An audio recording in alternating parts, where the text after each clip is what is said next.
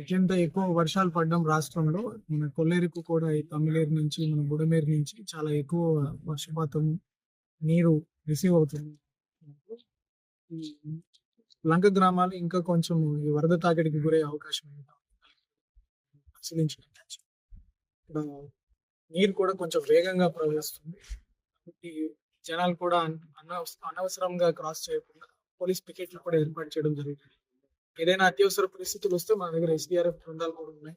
ప్రజలకి మన సైడ్ నుంచి ఒక అడ్వైస్ ఏమంటే ఏదైనా చిన్న చిన్న అవసరాలకి అనవసరంగా ఈ- ఏదైతే వాగు ఇట్లా మనం వరద ప్రవాహం ఉందో దాన్ని క్రాస్ చేయడానికి ట్రై చేయొద్దు. ఏదైనా మీకు ఇట్లాంటి ఇష్యూ ఉంటే దయచేసి కంట్రోల్ డయల్ 100 కి ఫోన్ చేయొచ్చు, ఫ్లడ్ కంట్రోల్ రూమ్ కి ఫోన్ చేయొచ్చు. మీకు ఈ బోట్ ద్వారా, పెద్ద బోట్ ద్వారా సహాయం మీ దగ్గరికే వస్తుంది. కానీ మీరు రిస్క్ తీసుకొని ప్రాణానికి రిస్క్ పెట్టి పోవద్దు. మనకి ఎప్పుడు ఒకటే అనుకుంటాం కానీ అది రకరకాలుగా చేంజ్ అవుతుంటుంది. ప్రతిరోజు ఒకేలాగా ఉండదు.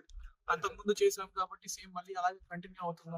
కాబట్టి అన్ని జాగ్రత్తలు తీసుకొని ఈ వరద ప్రవాహంలో అనవసరంగా